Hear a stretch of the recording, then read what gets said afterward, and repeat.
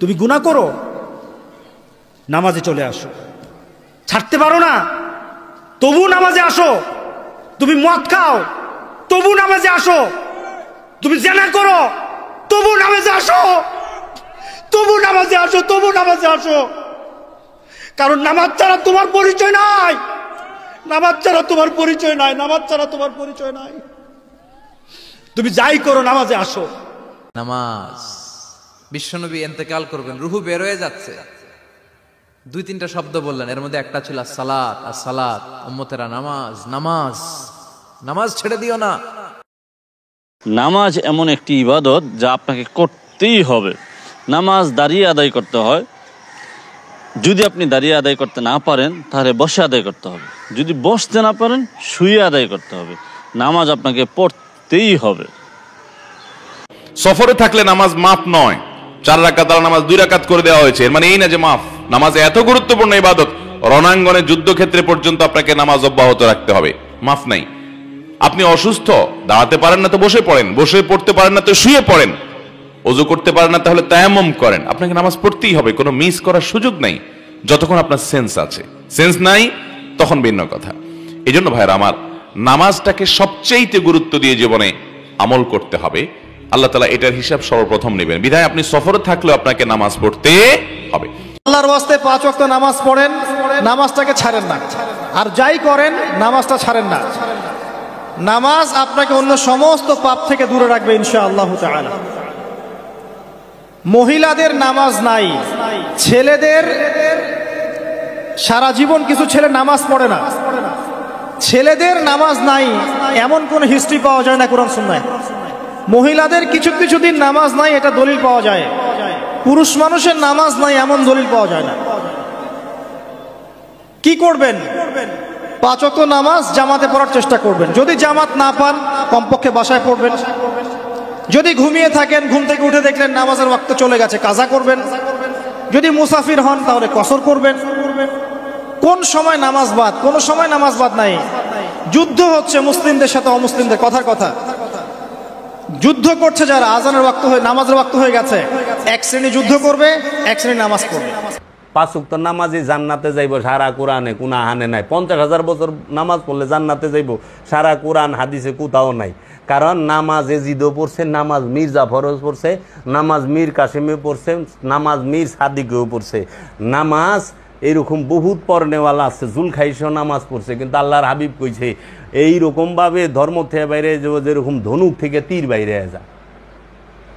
মুনাফিকরাও নামাজ পড়ে, কোরআনটা একটু খুইলা দেখেন যে আপনি যাহাই করেন, যে বড় পাপ করেন কোনো অসুবিধা নেই, আপনি নামাজটা ঠিক রাখেন। এমনি কয় এই দান্দাবাজের বাচ্চা, কে কইল তোমার এই কথা যে তুমি যা মঞ্চে তাই করো, কোনো অসুবিধা নাই, কিন্তু নামাজ ঠিক রাখেন। নামাজের হিসাব নামাজে আর পাপের হিসাব পাপে।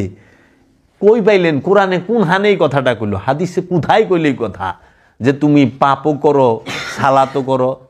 আল্লাহ কি কইছে? লা তাকরাবুস সালাত ওয়া আনতুম সুকারা, খবরদার সালাতের ধারের কাছেও না নেশাগ্রস্ত অবস্থায়, কয় মৌলবীরা। কিন্তু সুকারা শব্দের অর্থ হলো মোহগ্রস্ত অবস্থায়। মোহগ্রস্ত অবস্থায় সালাতের ধারের কাছেও যায় না। আর সুদ খাইয়া দাঁড়ে নামাজ পড়স, তুই কি কারে কি মনে করস? আল্লাহ কি দেখে না? আল্লাহ কি জানে না তোর কথা? নামাজ হইলে ইমানদারে কইছে, ইয়া আইয়ুহাল্লাযিনা আমানু আকিমুস সালাত ওয়া আতুজ যাকাত। হে ইমানদার, সালাত কায়েম করো, যাকাত আদায় করো। যে সুদ খায় সে কি ইমানদার? যে ঘুষ খায় সে কি ইমানদার?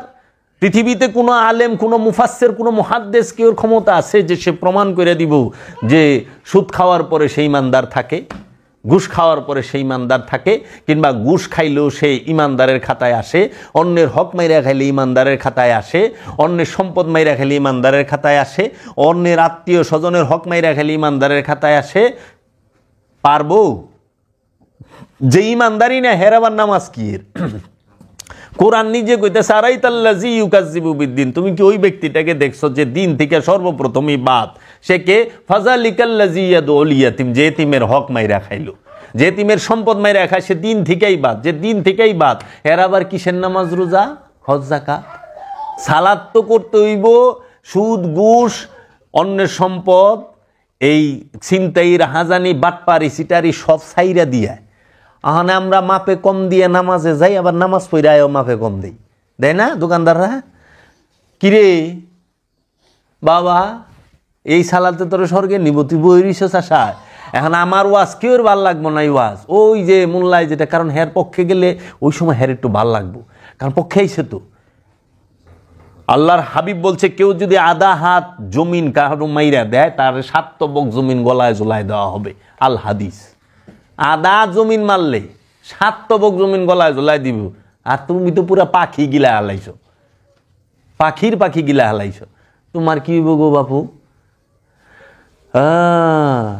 বাইস্তার হক দেও নাই, বায়ের হক দেও নাই, বইনের হক দেও নাই, আত্মীয় স্বজনের হক দেও নাই, কিন্তু 5 ওয়াক্ত নামাজ। সালাতুল ইমানদারের জন্য, সিয়াম ইমানদারের জন্য, হজ ইমানদারের জন্য, কুরবানি ইমানদারের জন্য, জাকাত ইমানদারের জন্য। কোরআন বলতাছে আমানুর জন্য, আমানু আমানু আমানু। মুমিনের জন্য জাকাত নাই, মুমিনের জন্য জাকাত নাই, মুমিনের জন্য সালাত নাই, সালাতের হুকুম মুমিনের জন্য নাই। সালাত, মুমিন সালাতের উপরে থাকে,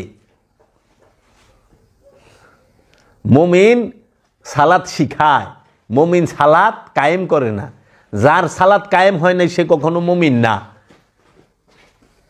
যার সালাত কায়েম হয় নাই সে কখনো মুমিন না।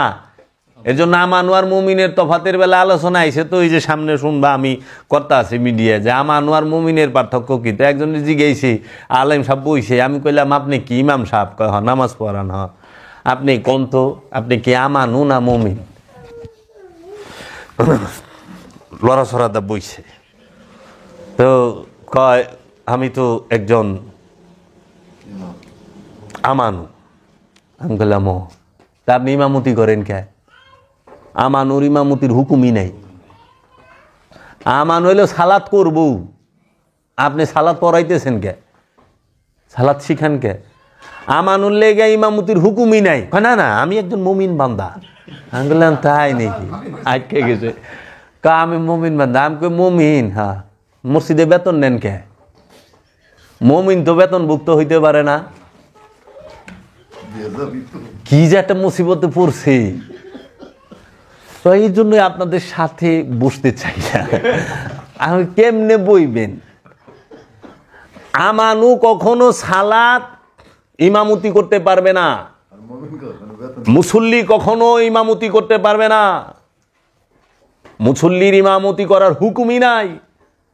মুসল্লি সে সালাতের উপরে থাকবো, আর মুমিন সে সালাত শিখাইব। মুমিন কখনো বেতনভুক্ত হবে না, যে বেতন নেয় সে মুমিন না, কারণ মুমিন কাহারও আন্ডারে থাকে না। এর জন্য দেখ বাবা, কোনো ওলি আল্লাহ মসজিদে ইমামতি করে না, বেতন নেয় নাই। কোনো খলিফা, যে খলিফা সে মসজিদের কোষাগারের থেকে, বাইতুল মালের থেকে বেতন নেয় নাই। যা দেখ, খোল, কই ভাইলি লাম আনোয়ার মুমিন কেল ই তো দেখবা লই হেনে, যে মজা কারে কয় যে বইবু মরবার লেগাইব হেনে, ইজ্জত যেটুকা সুটুকু হারাইবার আইব, যে কোন হান্দা যে ই হইব দিশা। আর আমি তো আজগবি শরীফ লয়ে বম না, আমি কোরআন মাজিদ লয়ে বসুম। আসেন, কোরআন আগে শেষ হোক, তারপরে সেন হাদিস শরীফ। হাদিস শরীফ, কোরআন শরীফে যদি আপনারা না পান, তখন সে আজগবি শরীফ দিয়ে চাপা দিবার চেষ্টা করবেন। তা হইলে পরে এখন তোরা কি করতেছ, যে সুরা পারে না হ্যাঁ ইমামতি শুরু করে দিছে। ইমাম কে জানো? ইমাম কে বানায়? এই যে আমরা বললি না ইমাম বাবা জাহাঙ্গীর, বাবা জাহাঙ্গীরকে ইমাম জনগণ বানায় নাই, গ্রামের মানুষে বানায় নাই, মসজিদ কমিটি বানায় নাই। বাবা জাহাঙ্গীরকে ইমাম বানাইছে বাবা জান শরীফ শাহ সুরেশ্বরী, স্বয়ং মহানবী, স্বয়ং রব্বুল আলামিন তাদের থেকে ইমাম নিযুক্ত। মাওলা হুসাইনকে কোনো মোল্লা, কোনো জনগণ, কোনো সাহাবী ইমাম বানায় নাই। মাওলা হুসাইনকে ইমাম বলছে আল্লাহ রাব্বুল আলামিন নিজে, আল্লাহর হাবিব নিজে। ইমাম হুসাইন এরা, ইমামে হাসান আলাইহিস সালাতু ওয়াস সালাম, এরা দাঁড়ানো অবস্থায়, বসা অবস্থায় এবং শোয়া অবস্থায়, 3 অবস্থায় তারা ইমাম। মানুষ, প্রত্যেকটা মানুষ এই 3 অবস্থায় থাকে, নয় বৈশা, নয় শুইয়া, নয় দাঁড়াইয়া। এই 3 অবস্থার বাহিরে কোনো মানুষ থাকে না। এরা ইমাম। ইমাম কি? নেতা। কিসের নেতা? কার নেতা? জনগণের নেতা না, ইমাম হচ্ছে আল্লাহর মনোনীত নেতা, আল্লাহর ঘোষিত নেতা। আর এখন ইমাম সাহেবের চাকরি জায়গা, ইমাম সাহেব কালকে আর আইতেব না, মসজিদ কমিটি ইমাম বানায়। আশ্চর্যের ব্যাপার, আল্লাহ নিজে কইতেছে, ইয়া ইব্রাহিম, আমি আপনাকে মানব জাতির ইমাম হিসেবে নিযুক্ত করলাম। হে আমার হাবিব, আপনি জিন এবং ইনসান এই দুই জাতির ইমাম, ইমামে কেবলাতাইন, দুই কেবলার ইমাম। ওই হ্যাঁ, আর এরা মসজিদ কমিটি বানাইছে ইমাম, মাদ্রাসার ইমাম বানান না, সমাজে ইমাম বানায়। ইমাম আবার চাকরি জায়গা, আবার কয় কেমন, আমি কইলে হন ইমামতি করি না, শুনছ কথা, ইমামতি করে না। ইমাম আল্লাহর নিযুক্ত, আল্লাহ নিযুক্ত করে। আর এই ইমাম সবসময় নেতা। এর জন্য আল্লাহ বলছে, আমি প্রত্যেককে তার কিয়ামত দিবসে তার ইমাম সহ ডাকবো। হাসরের ময়দানে ইমাম সহ ডাকবে এবং ইমামকে জিজ্ঞেস করা হবে, ইমাম সাক্ষী দিব, ইমামে কইব তুমি ইমাম রে মানছ না, মানো নাই, মসজিদের ইমাম না, নফসের ইমাম আছে। তোমার নফসের ইমাম হচ্ছে যে নফজাগ্রত রুহের অধিকারী, প্রকাশিত বিকশিত রুহের অধিকারী, যে ওলিয়ে কামেল তোমার রসুল, সে হচ্ছে তোমার ইমাম। সেই ইমাম সাক্ষী দিব যে আমার মুখের সামনে খাড়ায় কইছে তুমি বন্ড, তুমি জাদুগীর, নাউজুবিল্লাহি মিন যালিক। আসল ইমাম রে জঙ্গলে মাইরা পাঠাই দিয়ে ভোগের ইমাম রে মাথায় তুলে বয়ে রইছে। কে রে? আসল ইমাম তো কয় সুদ হারাম, ঘুষ হারাম, জিনা হারাম, হ্যাঁ, চুগলখড়ি হারাম, এগুলা করণ যাবে না, এগুলো করলে স্বর্গ তো অনেক দূরে থাক, হেদায়েতই নসিব হইব না। তাইলে এই ইমামরে কেমনে মানবো? বাবা জাহাঙ্গীরে কেমনে মানবো? কয় নতুন কথা কয় নাকি? এটা নতুন না, এটি খাঁটি কথা। অনেক খাঁটি কথা তো খাইবার চায় না, কারণ সব সারণ লাগবো, ওই যে পারে। তো কাজে অনুসরণ, অনুকরণ, অনুসরণ কেউ করে না, অনুসরণ থাকে স্বভাবের সাথে। অনুসরণ থাকে কিসের সাথে? স্বভাবের সাথে। অনুসরণ জড়িত স্বভাবের সাথে। এর জন্য আল্লাহ কইছে আতি আল্লাহ, আল্লাহর অনুসরণ করো, আতিয়ার রসুল, রসুলের অনুসরণ করো। কারণ অনুসরণ নফসের সাথে যুক্ত, নফসের সাথে থাকে অনুসরণ যুক্ত, অনুসরণ কলবের সাথে যুক্ত, আর অনুকরণ হইল দেহের সাথে যুক্ত, দেহের সাথে, লেবাসের সাথে। অনুকরণ লেবাস এবং অনুকরণ হচ্ছে দৈহিক পোশাক আশাক, বেশভূষা, এটা সবাই নিতে চায়, কিন্তু নফসের মনের অনুসরণ কেউ করতে চায় না। এর লেগা বাবা লোভ কেউ ছাড়বার চায় না, হিংসা ছাড়বার চায় না, অহংকার ছাড়বার চায় না, ক্রোধ ছাড়বার চায় না, জিনা ছাড়বার চায় না। এইগুলা নিয়ে আসে কি করে? অনুকরণ করে।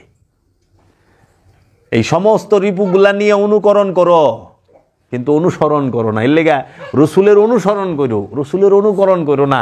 এখন দেখো সবাই অনুসরণে ব্যস্ত না, অনুকরণে ব্যস্ত।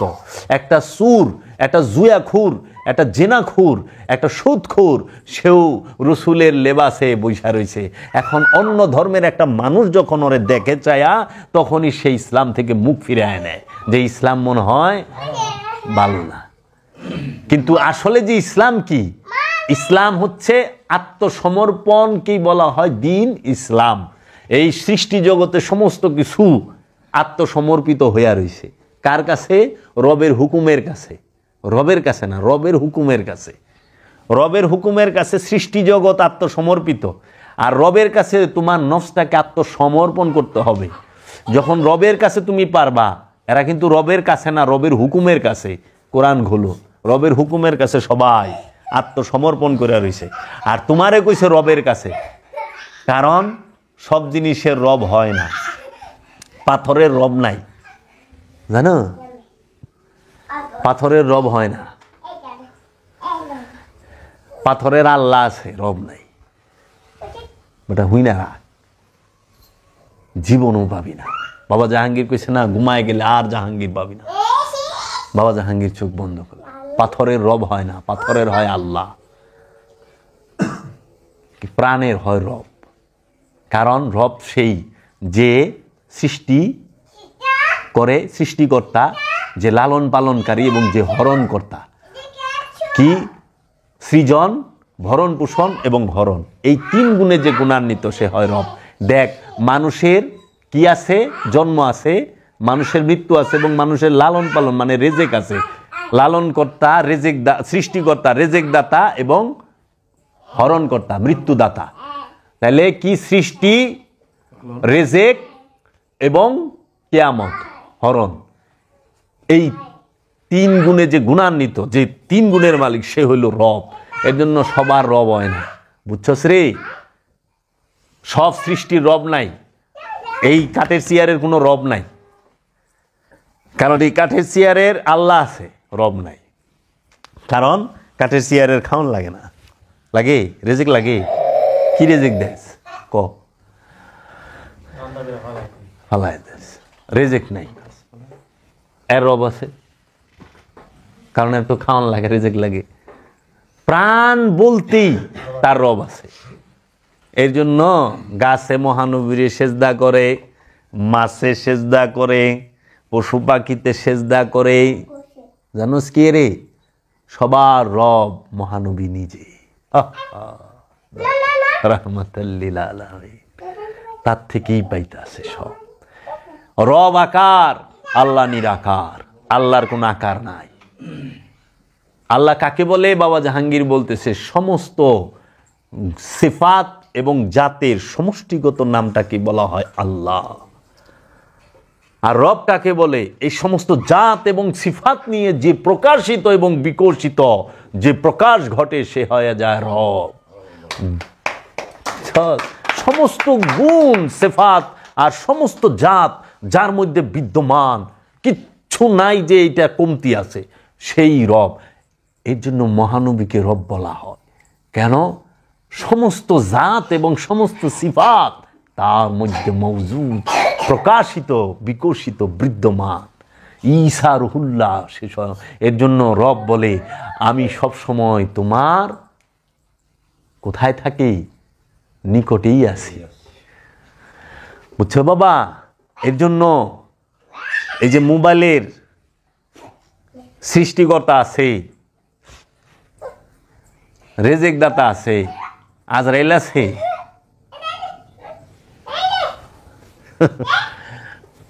চেয়ার টেবিল ফার্নিচার লোহা লক্কর, এগিনার রব নাই। এগিনা আল্লাহ থেকে আগত, রব থেকে না। এই জন্য কোরআন আসছে রব থেকে। লোহা লক্কর রব্বুল আলামিন থেকে আয় নাই, লোহা লক্কর আল্লাহ থেকে আইছে।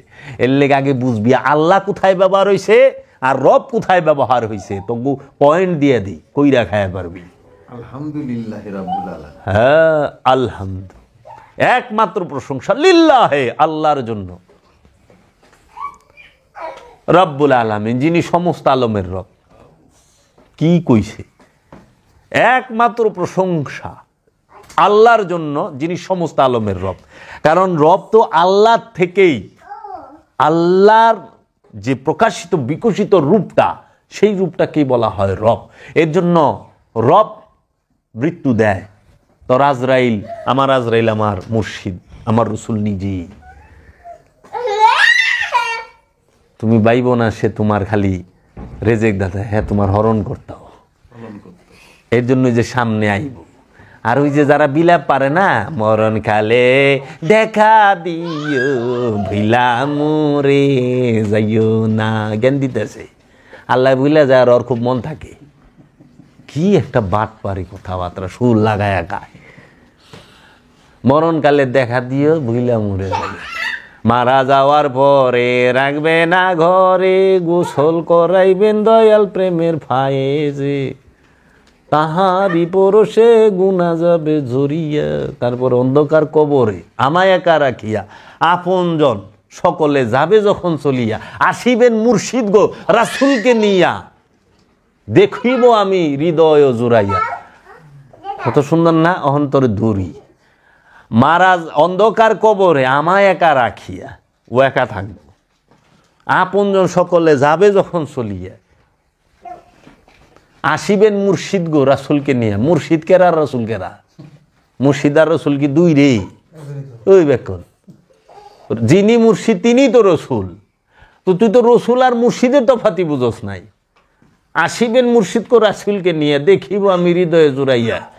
কবরের মধ্যে তোর হৃদয় থাকবো? কি রে, হৃদয় থাকবো? কি কবি বাবা ক, তগো কি কইতে আমার তোরা হেঁটি হই নাই। আল্লাহ, কি বাড়ি না, ও যে গান গাইবার লই আত্মীয় স্বজন সব চাইবে, ওইটা তো মাটির গর্তের কথা কই বলেছে। হেনে আবার রসুলে ডুববো মুর্শিদে। মেরে গেল মুর্শিদ আসবো। এটা মাইনা নিবি যেদিন হিসাব মিলা যাইব, হিসাব মিলা যাইব বাবা। কাজেই রব সবার হয় না, এর জন্য বলছে আমানতু বিল্লাহি রব্বে হারুন ওয়া মূসা, আমি ঈমান আনলাম মুসা এবং হারুনের রবের, হারুন এবং মুসার রবের। ও ভাই, কেন ওই জাদুঘরেরা কইল না আমি ঈমান আনলাম রব্বুল আলামিনের? কোরআন খোল, ওইখানে বলতাছে প্রতিটা জায়গায় আমানতু বিল্লাহি, আমি তোমার রবের উপরে। হে ইব্রাহিম, তোমার রব কি? ইব্রাহিমের রব, সবার রব এক না,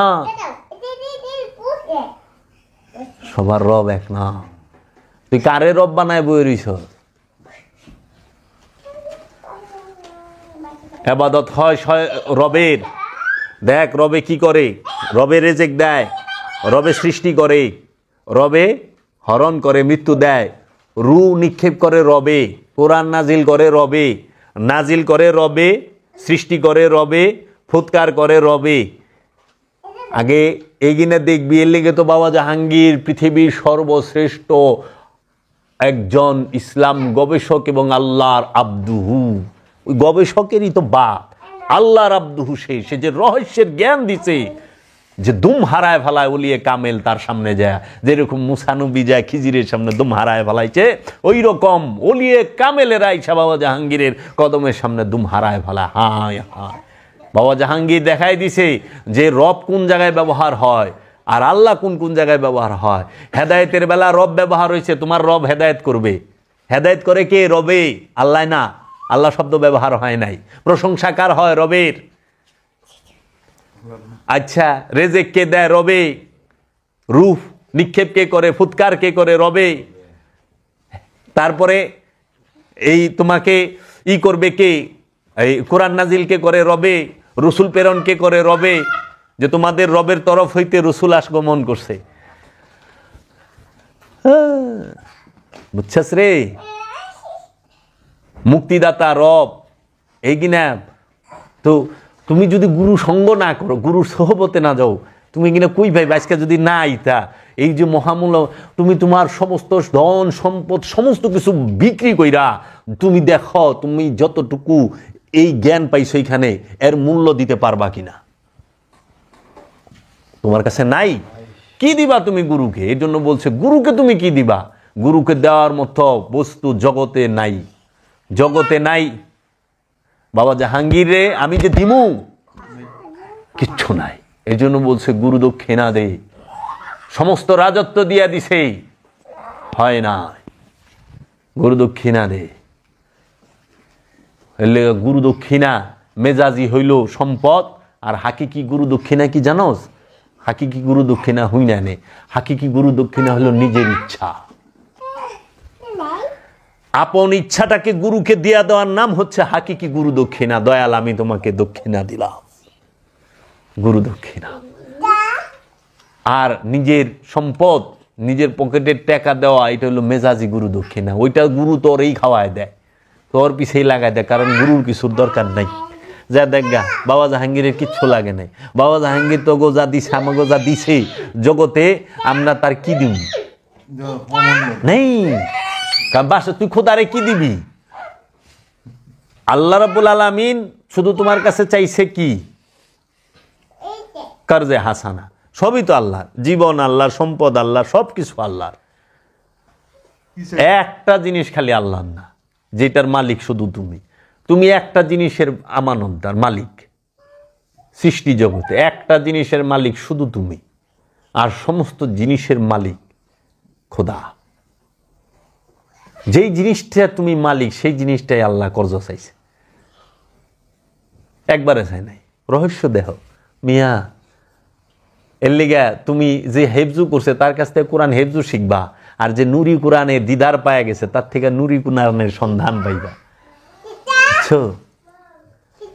হেফজু তুমি শিখো না, তুমি নুরি কোরআনের সন্ধান করো। তাহলে কি জানি কইবার লইছিলাম? হ্যাঁ, একটা জিনিসের মালিক না। হ্যাঁ, একটা জিনিসের মালিক না তুমি সৃষ্টি জগতে, মানে একটা জিনিসের মালিক তুমি, আর সব জিনিসের মালিক খোদা। তোমার সন্তানের মালিক তোমার খোদা, তোমার সম্পদের মালিক তোমার খোদা। এনি টাইম সে ছিনাই নিয়ে যাব, এনি টাইম তোমাকে দিবে সন্তান, এনি টাইম নিয়ে যাব। কোনো জোর জবরদস্তি শিকার ফাঁকার দোকার চলবো না, লয়ে যাব। রূপ দিব, তোমার দেহ তার, সম্পদ তার, সন্তান তার, সংসার তার, জায়গা জমি সব কিছু তার, তোমার কিচ্ছু নাই। এমনকি এই যে দেহটা, এইটাও তোমার না। আমার টুকু ভাইয়ের কথা একটা কথা মনে পড়ছে, এই দেহটাও তোমার না।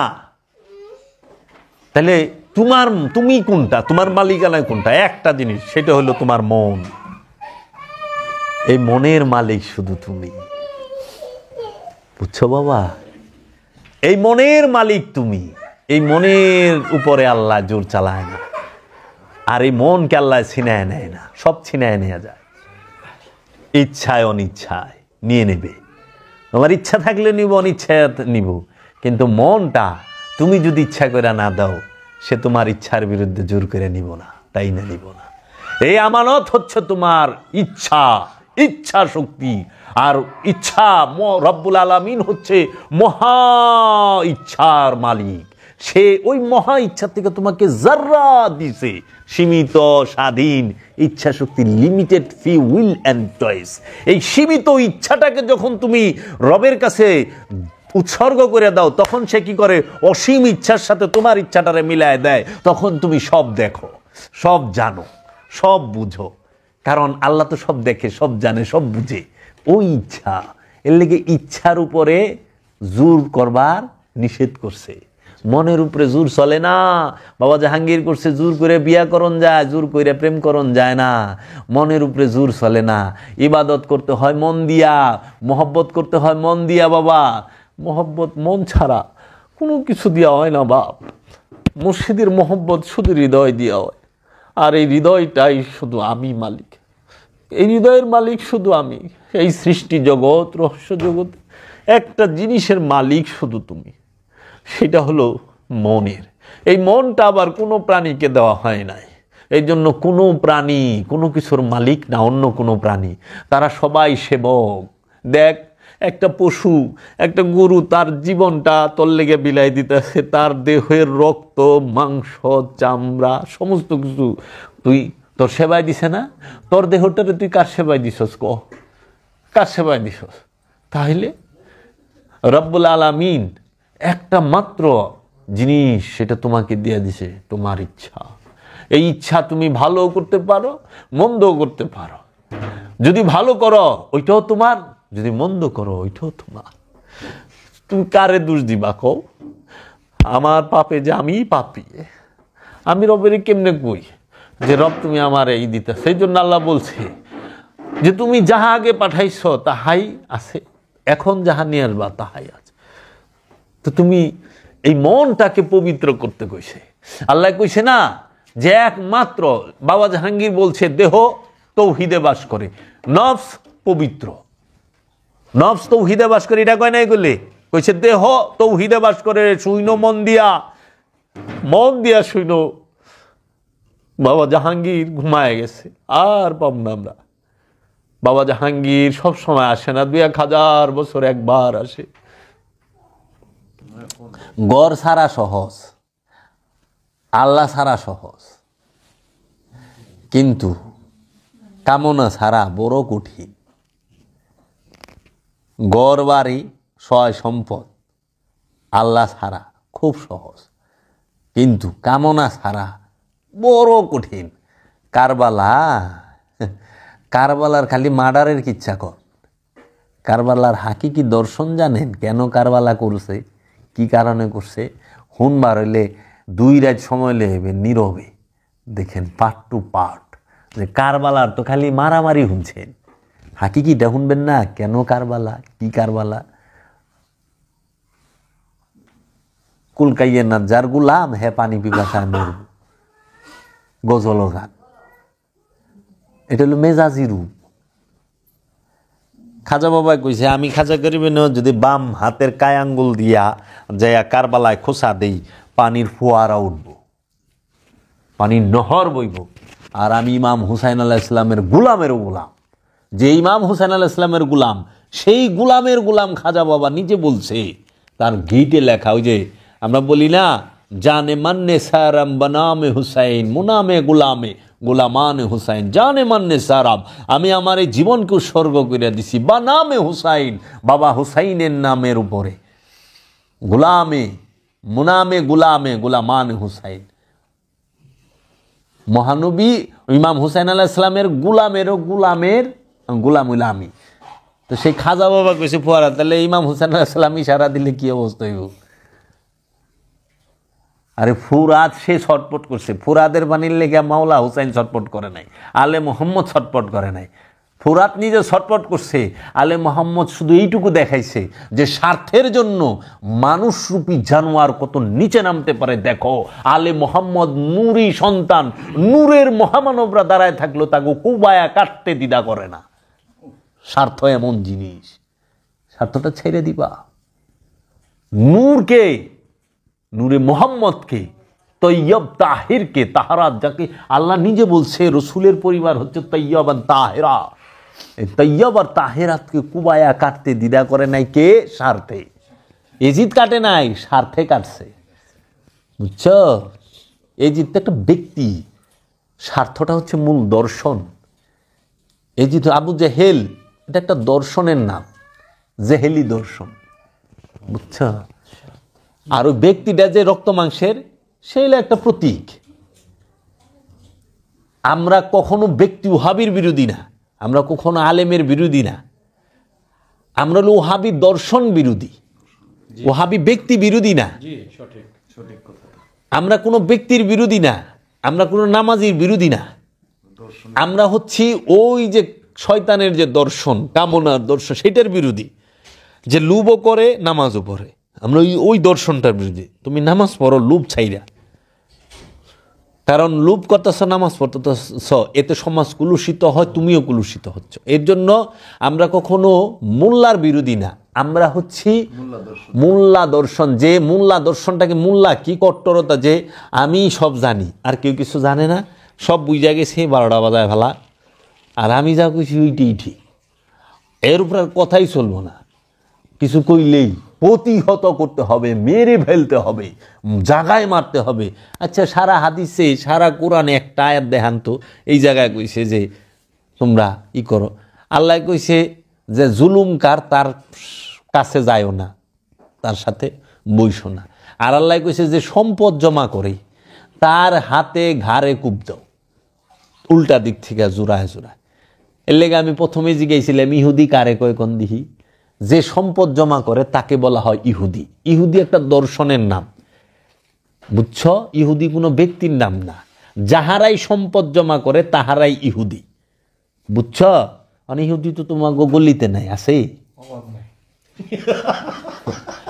গলিতে গলিতে ইহুদি বয়ে রয়েছে, গলিতে গলিতে আবু জেহেল। আবু জেহেল সিম্বল। আবু জেহেল মানেই হচ্ছে রসুল বিরোধী, নবী বিরোধী, সত্যে অস্বীকারী। আবু জেহেল সম্পদ জমা করি ইহুদি। নাসারা কারে কয়? নাস্তিক কারে কয়? নাস্তিক তো কোরআনের ভাষা না, নাস্তিক হলো বেদের ভাষা। বেদ এবং বেদের যে বেদ যে দিছে, মানে বেদের নিন্দুক যারা, যারা ব্রহ্মাকে অস্বীকারী এবং বেদের নিন্দুক, তাদেরকে বলা হয় নাস্তিক। আর কাফের কাকে বলে? কাফের বলা হয় যাহারা কোরআনকে মিথ্যা বলে, কোরআনকে মিথ্যা বলে এবং রসুলকে অস্বীকার করে, তাহারা হইল কাফের। মানে হিন্দুরা তো কোরআন পড়েই নেই, মিশা কইব কেমনে? হিন্দু জীবনে কোরআন পড়ছে? হিন্দু তো কোরআনই পড়ে নাই। হিন্দুরে যদি কাফের কস, ও কোরআন তারে মিশা কইব কেমনে? আরে পড়লে সেন কইব মিশা। আরে তুই যে মুসলমান কস, তুই তো পড়স নাই, তুই আরবি পড়ছস, মুখস্থ গর গর গর গর রেলগাড়ির মতো গর গর গর গর করে রেখেছস, তুই তো অর্থই পড়স নাই জীবনে। এই যে আমার আপন বাগনি, হ্যাঁ মাওলানা পাস করছে, মানে আমার জ্যাঠাইশের মেয়ে, এদিন গেছি, আমি কই মা তোমার যে কোরআনটা পড়ো, কোরআনটা আনো, কোরআনটা আমার দরকার একটু পড়ি। তো আনলেইছে, তাই আমি বললাম তোমার কাছে অর্থ সহ নাই, তুমি অর্থ পড়ো। কয় না আমি তো হাফেজ, হয়েছে মালনা পড়তে আসছে আর কি। তাই আমি বললাম তুমি অর্থ সহ পড়ো না? কয় না আঙ্গ তো হারাই না। আমি কইল আল্লাহ হয়েছে কাম। ওই যে আমার জ্যাঠের কি কো, তো তুমি কি বো? আমি পুরা কোরআন, হ্যাঁ গট গটায় সুরা যে শুরু করলো। তাই আমি বললাম কি পড়লা, বুঝছো কিছু? তো তুই তো অর্থ জানোস না, তুই আরেকজনকে কাফের কই বলছিস। তাহলে কাফের মিনিংই পাল্টাই দিছে। নাস্তিকের, নাস্তিক মোল্লা গামদানি করা শব্দ, এটা তো ইসলাম ধর্মের ভাষাই না, এটা হলো সনাতন বেদের ভাষা। জল করলে হিন্দু হয়ে যাও, আর নাস্তিক করলে হিন্দাও না, নাস্তিক করলে ফাঁকা মমিন থাকে। হ্যাঁ রে মোল্লা, এক অঙ্গে কত রূপ।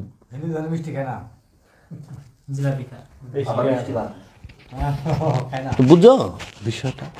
কাজেই তোমরা এই জিনিসগুলারে সবসময় ফলো করবা, যে ইহুদি সম্পদ, এই সম্পদ জমাকারীরই কি করতে কইছে? সম্পদ জমাকারীকে সালাম দেওয়া নিষেধ, সম্পদ জমাকারী জানাজায় যাওয়া নিষেধ, সম্পদ জমাকারীকে কি করা, তার জানাজায় যাওয়াই নিষেধ। কোন হাদিসে বললেন? কুরআন না হাদিস খুঁজেন কে? কু ওয়াইলুল্লি কুল্লি হুমাজাতিল লুমাজাত আল্লাযী জামআ মালাহু ওয়া আদ্দাদা।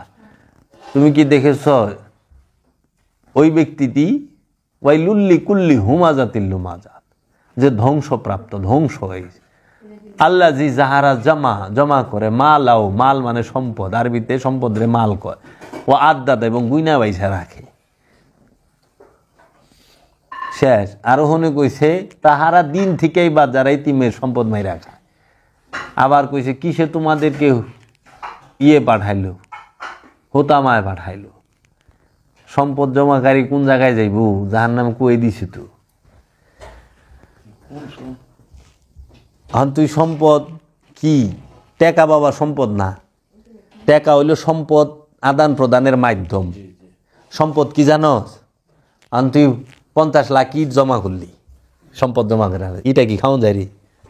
আকালের বাজারে কি ইটা কিনবো? ইটাও সম্পদ না। সম্পদ কি? খাদ্য শস্য, যে কোনো প্রকার খাদ্য শস্য। আল্লাহ রসুল বলছে 4টা জিনিসের উপরে সবার সমান অধিকার, কোরআনও তাই। অন্ন, বস্ত্র, শিক্ষা, বাসস্থান।